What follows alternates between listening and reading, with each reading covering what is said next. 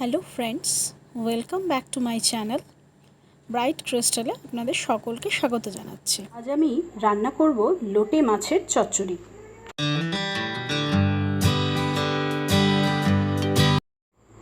এই রান্নাটি করতে আমার লাগবে 500 থেকে 600 গ্রাম লোটে মাছ, স্লাইস করে কাটা বেগুন, স্লাইস করে কাটা আলু, পেঁয়াজ কুচি, রসুন, আদা, টমেটো, কাঁচা লঙ্কা কুচি আর ধনেপাতা কুচি।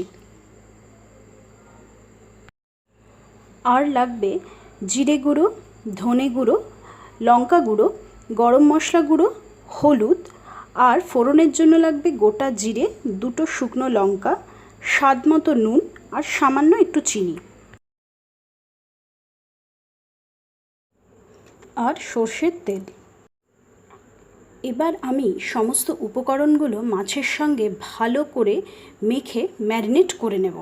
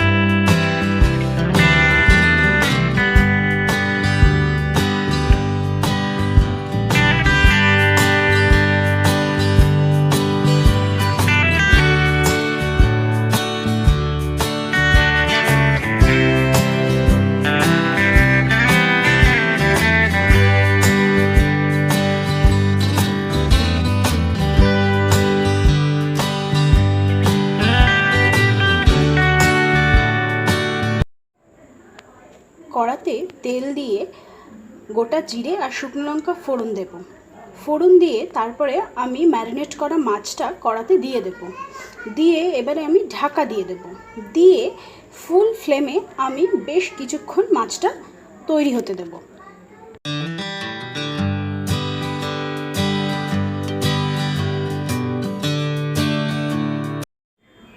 এবারে আমি ঢাকা খুলে মাছটা একটু দেখে নেব। দেখে নিয়ে ভালো করে নাড়াচাড়া করে এবারে আমি মাছটা আরেকটু ফুটতে দেব।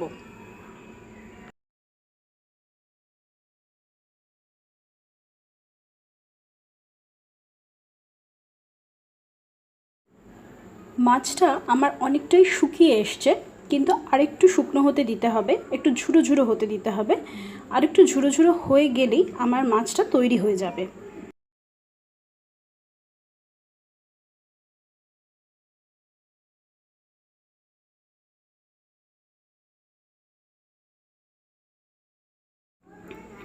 আমার লোটে মাছের ঝুরি চচ্চড়ি পুরোপুরি তৈরি হয়ে গেছে সার্ভ করার জন্য।